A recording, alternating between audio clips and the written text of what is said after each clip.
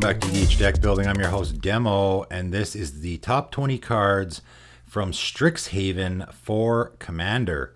So these are the 20 cards from Strixhaven that I think will be most impactful in the Commander format. It's a combination of cards that I think people are going to be playing a lot, and maybe some cards mixed in there that I think people should be playing a lot. You know, it's always hard to tell with these things, right? I see cards and I'm like, man, everyone should be playing that. Maybe they will, maybe they won't. I guess we'll see. When I started looking at the full spoiled list, I mean, there's at least 50 cards that you could easily talk about that I think are going to be significant in Commander. I tried to stick to the ones that are not so specific, although there are some cards that get played in specific decks, but they're just so unique and so powerful that I got to give them a mention. I also have a few honorable mentions. You know, there's a few cards that I just got to mention that didn't make my top 20. First off, Archmage Emiratus. 2, a blue and a blue. 4 mana human wizard 2/2. Magecraft. Whenever you cast or copy an instant or sorcery spell, draw a card. Obviously, all the spell slingers out there are really excited about this card. You know, they did a couple of different printings for this card, I think on purpose, because they just know it's going to go in a lot of different decks and a lot of different formats. This is very specific. Yeah, you can put this in any deck, but I think this only is going to fit in specific decks. Spell slinging decks, storm decks. A Calamax deck is going to love this, right? Because you're going to cast your instant that you would normally copy with Calamax, draw a card, then he's going to copy it with his effect, and you're going to draw another card because you just copied something, right? So it's going to go in a lot of decks, but it's specific enough that I didn't want to include it in my top 20. Another honorable mention, Fracture. Again, Orzhov has so much removal already that it was tough to put all of, you know, I even have more Orzhov removal on the list already. I mean, if anyone is still playing Mortify, they sure as heck shouldn't be anymore. I don't know. I mean, this doesn't kill creatures, but 1 white, 1 black mana, 2 mana instant, destroy target artifact, enchantment, or planeswalker. I mean, I don't know if that's an auto include, again, because Orzhov has so much great removal already, but definitely can get some consideration. And my last honorable mention, Venerable War Singer. Again, Boros really made off like a bandit in this set. So 3 mana, 1, a red and a white, 3/3 Vigilance Trample. Whenever Venerable War Singer deals combat damage to a player,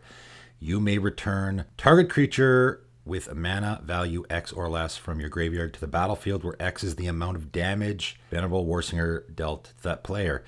This is just such a unique effect in Boros. Boros is really, I find the Golgari cards to be, or the Witherbloom cards to be actually very much like Golgari. The Prismari cards are very much like Izzet. I mean, I just think that they were supposed to get away from what those normal guilds are doing, and I really find that the only one that really is doing things that are completely different is Boros. Boros is really all over the place as far as the color pie is concerned. Now they're returning creature cards from the graveyard to the battlefield. I mean, definitely a unique effect in Boros, so I had to give it a mention. Can be really fantastic in a equipment aura deck, which there are lots of in Boros, because you can pump this guy up. He can already return stuff to play. If he deals 3 damage, he can return a 3 CMC creature. But if you can beef him up a little bit, he can just return anything. Every time he connects, he's going to return a creature from the graveyard to the battlefield. That's fantastic. So starting out the list, number 20, Resculpt. 1 and a blue, 2 mana instant, exile target artifact or creature. Its controller creates a 4/4 blue and red elemental creature token. So I guess this is just what blue's doing now. I guess blue is now just exiling artifacts and creatures. Gotta give this a mention. It's, I gushed over Ravenform in Kaldheim, because finally blue had a way to deal with artifacts, but I guess now they're just going to keep doing this now. That wasn't a one shot. Now it's every set's going to get a card like this. I mean, I gotta say, I don't love it. I stayed away from playing a Dimir deck for a long time because they couldn't deal with artifacts or enchantments. Now they can. Now that, I kind of like that certain colors have a downside. Now blue has, now blue deals with artifacts and creatures pretty easily. So they're running out of downsides. I don't know. I'm not sure if I love it. Coming in at number 19, Radiant Scroll Wielder, 2, a red and a white. So 4 mana for a Dwarf Cleric, 2/4. Instant and sorcery spells you control have lifelink. So right away you think, okay, this is going in a Firesong and Songspeaker deck. That's for sure, right? But that ability to me is just a bonus. The second ability is really where it's at. At the beginning of your upkeep, exile an instant or sorcery card at random from your graveyard. You may cast it this turn. If a spell cast this way, it would be put into the graveyard, exile instead. So this can go in any Boros deck, and it's just a value card. It's just going to exile the Swords to Plowshares from your graveyard, and you can just exile someone's creature for free, right? It was already in your graveyard anyway, right? So you can just do stuff like that. It's particularly fantastic in a deck where you're going to be dealing lots of damage with your spells, obviously, because it's going to be giving them lifelink. But even just casting stuff from your graveyard. Again, Boros really got so many good cards that they can use that are doing things that Boros doesn't normally do. This card, I think, is particularly, is this an auto-include in a Feather deck? Because I'm thinking, if stuff does go to your graveyard, like say it misses out on Feather's return effect, it goes to the graveyard. Now on your upkeep, you can cast it, target your Feather or any of your creatures with it, and then because it says if a spell this way would be put into the graveyard, you exile it instead. But Feather's ability isn't going to send it to the graveyard, it's going to send it to exile. So now you're going to basically be returning it to your hand from your graveyard after you cast it. So I think it's an auto-include in that deck probably. Coming in at number 18, Strict Proctor. 1 and a white, Spirit Cleric, 1/3, flying. Whenever a permanent entering the battlefield causes a triggered ability to trigger, counter that ability unless its controller pays 2. So I almost passed this card over because I was like, oh, there's lots of cards that do that already, right? Torpor Orb, you got Hushbringer. Why would you need this? Those ones only deal with creatures, okay? This is whenever a permanent entering the battlefield causes a triggered ability to trigger, okay? I thought this was a worse version of Hushbringer, but it's doing something, I won't say completely different, but it's doing an all-encompassing ability, right? This in particular affects landfall. That's where I think this card really shines. If you just think about a Tatiova deck, a really powerful deck that I can't stand playing against, this completely I won't say it completely shuts it off, but now they have to pay 2, right? They put a land into play. Normally they would draw a card. With this though, now they have to, right, pay 2 mana if they want to draw that card and gain that 1 life. So it really slows them down. It slows them down to the point where their deck just isn't that good, basically, right? Their Tatiova deck goes from being like an 8 to like a 6 or a 5, right? Obviously it's also going to shut off all those blinking creature decks, the ETBs, unless they pay 2, right? It's a taxing effect. I just think that this is a card that you can look at your deck and say, okay, does this hurt me? And if your deck is white and this effect doesn't hurt you, then it's an auto-include, right? Because it's either going to really annoy some of your opponents or possibly just completely screw them, right? So it's worth considering to put in any deck that it can fit in. Next up, Deadly Brew. Black and a green, sorcery, and there's a lot of Golgari cards on this list. To me, I think Golgari and Boros were the 2 color combinations that made out the best in this set. They got a lot of great cards. Each player sacrifices a creature or planeswalker. If you sacrificed a permanent this way, you may return another permanent card from your graveyard to your hand. This is what Golgari is doing already, so this is not anything different than what it's already doing. This fits in every Golgari deck, like any Golgari deck is going to love this. I probably am going to put this card in both my Golgari decks. This is like a Plague Crafter and an Eternal Witness stapled together, sort of, right? Because you're making everyone sack, and then when you sack, you get something back. So you can get into a loop, sort of even, where you sacrifice something, get like an Eternal Witness back from your graveyard, and then play it, get the Deadly Brew back. You can't sacrifice the Eternal Witness to get the Eternal Witness, though. It has to be another permanent. But you can still get into loops, right? Where you cast this, get something else back, and then sacrifice your Eternal Witness, get that back, and so on and so forth. It just really fits, I think, in a lot of Golgari themes. Next up, Strixhaven Stadium. 3 mana artifact. Add 1 colorless, put a point counter on Strixhaven Stadium. Whenever a creature deals combat damage to you, remove a point counter from Strixhaven Stadium. Whenever a creature you control deals combat damage to an opponent, put a point counter on Strixhaven Stadium. Then if it has 10 or more point counters on it, remove all of them, and that player loses the game. So I wasn't sure where to put this on the list. This can go in any deck. It is a mana rock. You can just put this in your deck and it's a mana rock, and maybe if you get lucky, you can actually use it. But it is, I think, for specific strategies. There's no downside to it. There is no way for, if all the point counters get removed, you lose the game or something. But I think it only goes in certain decks. Like if you're going to play a Craterhoof and just run over your opponents anyway, this doesn't do anything. I think it's better in a deck where you're sort of just pinging away at your opponents with little creatures, right? Like a Krenko deck, I think this is fantastic in. An Edgar Markov deck might want to play this. Any deck where you're attacking a lot with little creatures. I think a Najeela deck, not that Najeela needs any help, but even Najeela probably is going to want this card in there. In fact, this is probably an auto-include in the Najeela deck. Even the CEDH version of Najeela, which I think probably is the only version left, probably is going to play this card, right? Because attacking with 10 warriors is not that difficult, so you can just easily kill someone in one single shot with this. And don't forget, you're putting point counters on it with when you're using it for mana as well. So yeah, definitely think we're going to be seeing a lot of this in the format. Next up, Reduce to Memory, 1, a white and a white. 3 mana sorcery, Lesson. Exile target non-land permanent. Its controller creates a 3/2 red and white spirit creature token. First of all, it's a lesson, which doesn't matter. In Commander, that doesn't mean anything. The lesson, the learn lesson mechanic is not going to be used in Commander at all, really. I guess you can still learn because I think you loot with it, but you can't, basically the idea is you learn, you get a lesson out of that you own from outside of the game, which of course means in your sideboard, and Commander doesn't have sideboards. And no, I don't think they should change that. I like that they have that rule in place. So the fact that it's a lesson doesn't mean anything. But it's 3 mana sorcery that exiles any non-land permanent. So obviously this is comparable to Generous Gift. Is it better? I don't know. I mean, exile is better than destroy, no question. The token is essentially the same, so that's really not worth talking about. So basically what it comes down to is this one exiles, one's an instant. An instant obviously is much better than a sorcery. I think Generous Gift is still better than this, but this to me is still an auto-include in a mono white deck. Again, if you're playing a color combination where you have certain colors that have a problem getting rid of certain permanents, then you might want to give this a consideration. I'm going to put it in all my mono white decks for sure. Coming in at number 14, Reconstruct History. Another Boros card. 2, a red and a white. 4 mana sorcery. Return up to 1 target artifact, up to 1 target enchantment, up to 1 target instant, up to 1 target sorcery, and up to 1 target planeswalker from your graveyard to your hand. Exile Reconstruct History. So, I mean, this is just for Boros. I mean, how good is this? Talk about card advantage, right? And for me, this is an auto-include. This is an auto-include in any Boros deck. You even might want to consider it in a 3 or 4 color deck. Even if you just return 2 of these to your hand, that's pretty good. 4 mana, return an artifact and a sorcery to your hand is not too bad. That's pretty good. 4 mana, return an enchantment and an artifact and a sorcery to your hand is really good.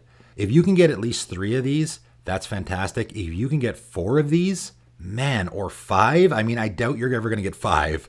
Artifact, enchantment, instant sorcery, and planeswalker. That's probably not going to happen very often. But getting 4 is probably going to happen, right? Artifact, enchantment, instant sorcery, that can probably happen once in a while, right? Especially if your deck is built around it, right?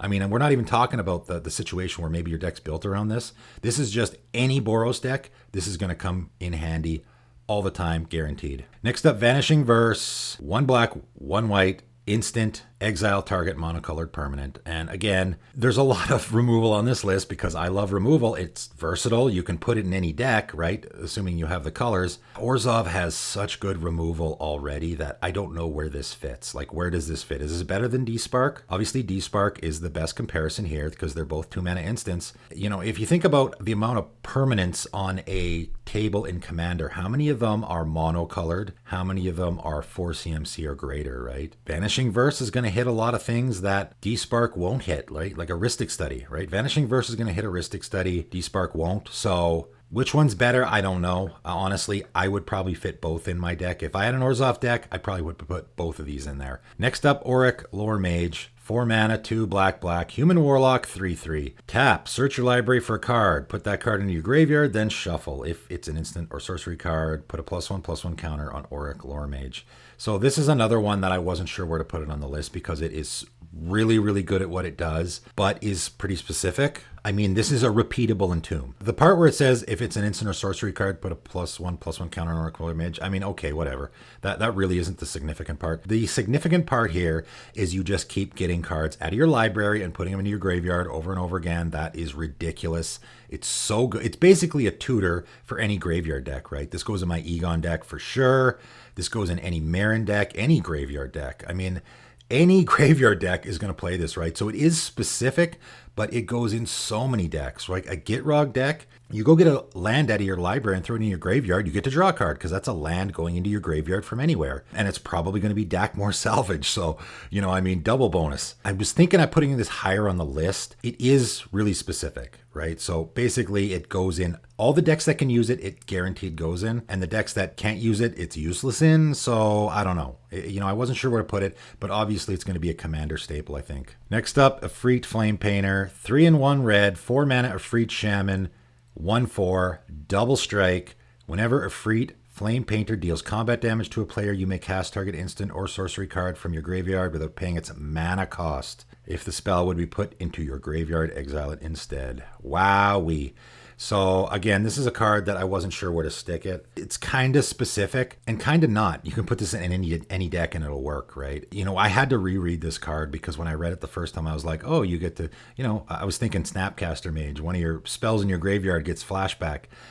No, you don't have to pay its mana cost. So if you have a time stretch in your graveyard, you get to cast it for free. And as an added bonus, it has double strike. So if it gets through for damage, right, and obviously you're going to want to make this guy unblockable, you can hit for first strike damage, triggers your Flame Painter, and then you get to hit again for regular damage and again, so you get 2 triggers, right? And this is a card that I think is so powerful that you could honestly build a deck around it. You could build a deck around this card. That's how powerful that ability is, right? You could just do a whole lot of looting, throwing huge, busted, powerful instants and sorcery cards in your graveyard, put some stuff in there that's going to make this guy unblockable, and away you go. Like, you could build an entire deck around this card. That's how powerful it is. Coming in at number 10, Devastating Mastery. 2 white. There is some pretty crazy casting costs in this set, that's for sure. So 6 mana. However, you may pay 2 white, 4 mana rather than pay this spell's mana cost. If you pay the alternative casting cost, an opponent chooses up to 2 non-land permanents they control and returns them to owner's hand. Destroy all non-land permanents. I love board wipes. A lot of people might just pass this card over and not think it's great. I love board wipes. If I had not made my 5 white board wipes already, this would go on the list. I think this is obviously very comparable to Hour of Revelation. Which one's better? I don't know. Even if you just cast this for 6, it's not bad. I don't know. I mean, you might want to only play it in a mono white deck though, because of all that white mana needed. But the 4 mana, so 4 mana destroy all non-land permanents is crazy. First of all, you can pick the opponent who has no non-land permanents. Then he's not going to return anything. So then there's 0 downside. You just paid 4 mana to destroy all non-land permanents. You can pick the guy that you want to make friends with, right? So you can use this to your benefit to make a friend and be like, hey man, I'll let you save a couple mana rocks because you're not doing so hot, so you can play them again next turn, right? And you just made a friend. So there's a lot of ways to use this, and I think I probably will replace Hour of Revelation with this in all the decks that I have that in. Next up, Culling Ritual. 2, a black and a green. 4 mana sorcery. Destroy each non-land permanent with mana value 2 or less. Add black or green for each permanent destroyed this way. Man, I love this card. Again, I like removal. Everyone's like, okay, enough removal already. But removal can go in any deck, right? It can go in any deck.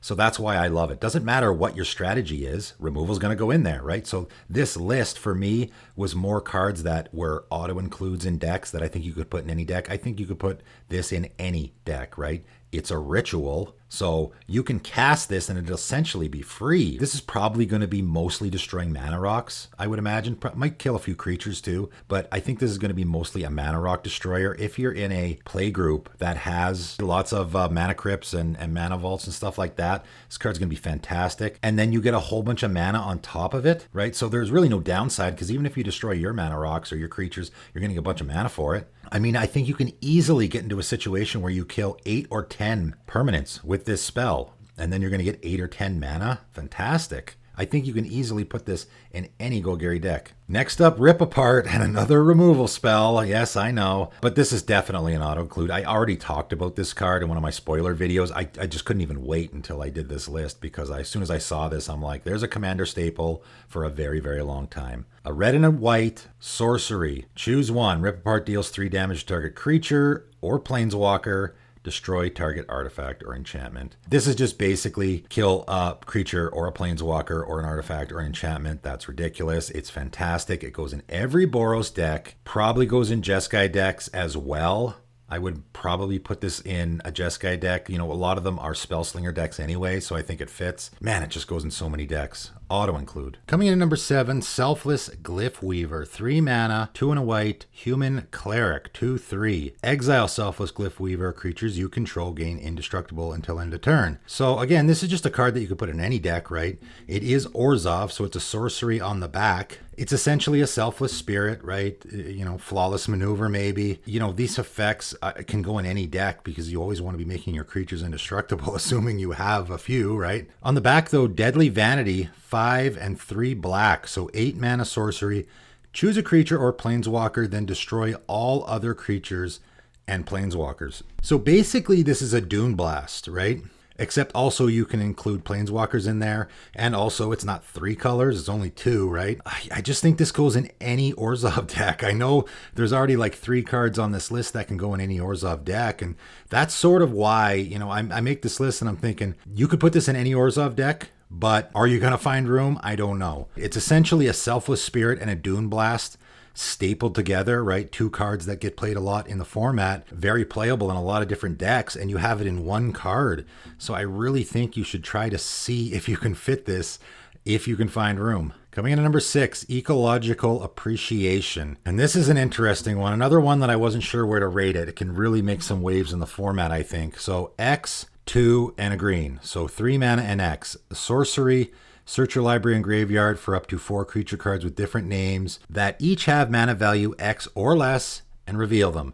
An opponent chooses 2 of those cards, shuffle those cards into your library and put the rest onto the battlefield. Exile Ecological Appreciation. So right away, I just talked about Tooth and Nail and how that is a card that we haven't really seen in a long time that used to get played a lot in Commander.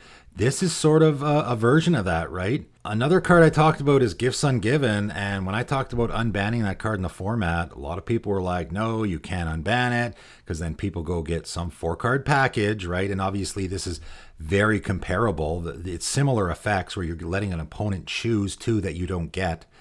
And people say that Gifts Ungiven, you just can't unban it because people will just get a 4-card package that no matter what your opponent chooses, they're going to, you know, you're going to win no matter what. I'm sure that there's already people out there trying to break this card and figure out what 4 creatures you can go get where it doesn't matter what your opponent chooses. You're going to win no matter what. Like right off the top of my head, I'm thinking, okay, Thassa's Oracle and Leveler. You put those into play and just win the game. So there's 2.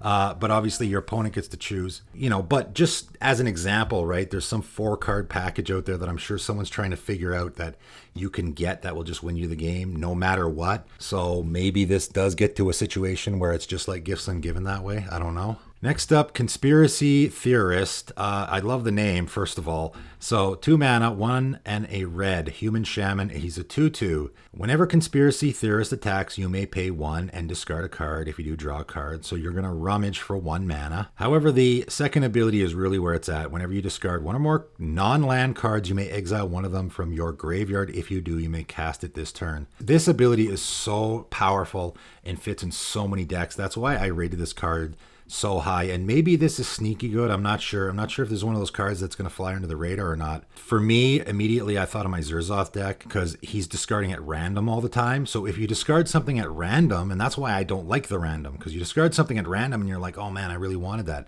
Now when you discard it, you can exile it from your graveyard and then play it, right? So now that downside is completely gone.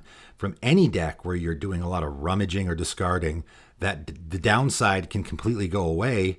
This just fits in so many decks, I think. Nekusar decks or Locust God decks where you're wheeling lots, right? Again, another downside of wheeling is a lot of times you'll discard stuff that you might want in your hand. So this way you discard something and you can actually cast it now instead of just throwing it away. I mean, Conspiracy Theorist can just use his own ability. So you can pay 1, discard a card, draw a card, and then the card you discard you can play. So this is essentially just pay 1 to draw a card every time he attacks. I just think that ability on the bottom just fits in so many different decks. I think this is going to be a card that we're going to be seeing a lot in the format. Coming in at number 4, Baleful Mastery. 4 mana, 3 and a black, instant. You may pay 1 and a black rather than pay the spell's mana cost. If you paid the alternative cost, an opponent draws a card. exile target creature or planeswalker. So I just did my 5 black creature removal spells, and if I had known about this card, it would have been on the list. Just, again, a lot of really great removal spells in this set. Just 4 mana, exile a creature or planeswalker is fantastic. You know, you compare this to Deadly Rollick. Yes, Deadly Rollick can be free, and it also cannot be free. So you're paying 4 mana to exile a creature. This you're paying 4 mana to exile a creature or planeswalker, and you can pay it only 2. And again, the opponent drawing a card can be a benefit for you, not a downside, right? You can use this to make a friend. You can say, hey, don't attack me next turn, I'll let you draw a card, or something like that, right? So that downside can actually be a benefit. I just think this card is fantastic. I just think it goes in every mono black deck. This is going to be towards the top of the list for single target creature removal in black, I think. Coming in at number 3, Harness Infinity. This is a wild one, man. This casting cost really grabs you. So it's 7 mana, 1 black, black, black, green, green, green. So 3 black, 3 green. It's an instant though, right? Whenever I see instant, it's like, okay, if a card is really, really pricey, if it's an instant, then at least you don't have to tap out on your turn, right? And it has a very unique, of course, one-of-a-kind effect, exchange your hand and graveyard. And then again, exile Harness Infinity, which of course you have to do, or else you could just keep reusing it. So exchange your hand and graveyard, of course, is fantastic. And again, I just talked about Praetor's Council, a card that doesn't get used nearly as much in the format anymore, which has a similar effect to this, right? This typically, and the reason I rated this so high is because I think it can go in any Golgari deck. It can go in any deck that can fit it. Mostly you're going to put this in a Golgari deck because of all the black and green and the casting cost, I think. This can just be, you know, you're playing a game and you get to like turn 10 or 11 or whatever, and you got 20 cards in your graveyard and no cards in your hand, so you exchange your hand and your graveyard, and now you have 20 cards, right? This is just 7 mana, draw 20 cards at instant speed, essentially. So just because of that, it's fantastic. But also you can get into a lot of shenanigans, right? You can get a lot of graveyard shenanigans. You know, cards like that, cards like Morality Shift and Paradigm Shift, exchanging your library and your graveyard and that kind of stuff, you can really get into some crazy shenanigans with cards like that, right? You can just tutor a bunch of stuff with, say, Buried Alive into your graveyard and then exchange it so you get that stuff into your hand now. There's just a lot of neat tricks that I think you could probably do with this card. But at the end of the day, it can just be, I put a ton of stuff from my graveyard into my hand, which is in itself fantastic. Coming in at number 2, Solve the Equation, 2 and a blue, Sorcery. Search your library for an instant or sorcery card, reveal it, and put it in your hand, then shuffle your... Like, this is a card, when I saw this, I'm just like, how come they haven't made a card like this before? You know, it's kind of funny that they've never just made a straight up sorcery that searches for instants and sorcery cards. There really isn't anything. I mean, there usually is conditions. I mean, obviously there's Mystical Tutor, right? We all know that one. It just goes and gets an instant and sorcery card out of your library. That's it. I mean, that is so powerful. It's going to be so ubiquitous. It goes in so many decks. I mean, it goes in every deck. Every deck that's blue. I thought the same thing about Spellseeker. When I saw Spellseeker, I'm like, okay, that goes in every blue deck. This one doesn't have any limitations. This gets any instant or sorcery card. It is a absolute staple in the format. Everyone's going to be playing it. Get your copy now before it skyrockets in price. You know, I'm seeing it's floating around $1 right now. I can imagine it's going to go way up from there. This is a card that you're never going to have a problem finding a deck to put it in. So basically the top few cards on this list, I just think are absolute auto includes if you can find room for them. This one, how could you not find room for it, right? You're just going to probably replace a worse tutor for this, right? Like a Merchant Scroll or something. And coming in at number 1, Wandering Archaic. And this is the card that, you know, in one of my spoiler videos, I talked about a card that I saw that worried me. And the reason why this worried me is because I thought this is just going to go in every deck, isn't it? Right? Because it's colorless. So it's modal. It's an MDFC card. So we'll look at the back first. Because the back, really, I don't think you're going to ever want to cast. Explore the Vast Lands, 3 mana sorcery. Each player looks at the top 5 cards of their library, reveals a land card and or instant or sorcery card from among them, puts the card revealed into their hand and the rest on the bottom of their library in random order.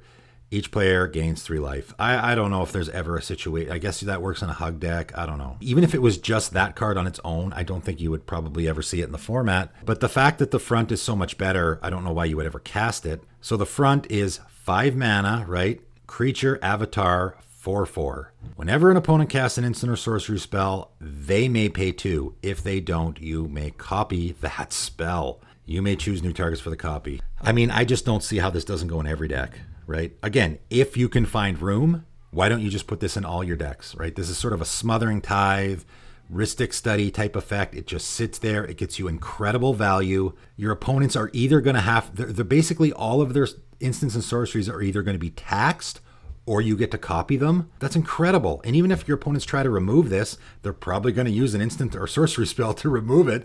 So they're either going to have to pay 2 more or you get to copy it and kill something of theirs. It's just, again, like this worries me because it's like a Smothering Tithe, but colorless almost.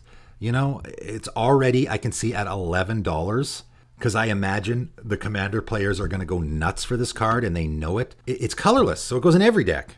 This can literally go in any Commander deck and it will be good. There is no deck where this is not great because your opponents are always going to be casting instant and sorcery spells. And again, either they're going to be paying 2 more for them, which is good, or you get to copy them. It just sits there and gets you value. I'm thinking now, I'm like, okay, especially with all the cards I just named that I think are auto-includes in decks, how many of those am I going to fit in? And if I do that, how am I going to fit this in? Like, how am I going to fit this? Where am I going to put it? I don't know. I'm trying to think of what deck for me. You know, I don't want to just go and stick this in all my decks, even though I could. You know, I might find the deck that I think this fits best in and put it in that deck. You're copying instants and sorceries. And one of the things that you can do, again, when I talk about removal and this color can't deal with that and this color can't deal with whatever, this is a way to fix that, right? Because now your opponent casts a Krosan Grip and you just copy it, and now you can destroy artifacts and enchantments too, right? Or your opponent casts a Path to Exile, and now you copy it, and now you get to exile creatures too, right? If you're playing a mono green deck or something, right? For me, I'm going to pick one deck out of all my decks, I think, and put this in there, the one that it fits the most, and I'm going to leave it at that, right? Because I just think that this just goes in so many decks, and I don't love that. Obviously, this card was printed just for Commander.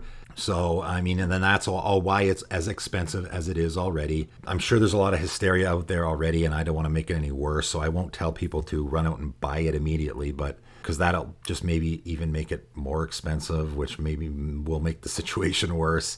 All I can say is this is the most auto-include card I think I've ever seen outside of Sol Ring and Arcane Signet. Okay, so that's why it is number 1 on this list. And overall, I really was happy with Strixhaven. There was a couple of cards, Wandering Archaic and the one Oracle Simic Commander that I really am not a big fan of just because it's a bit much.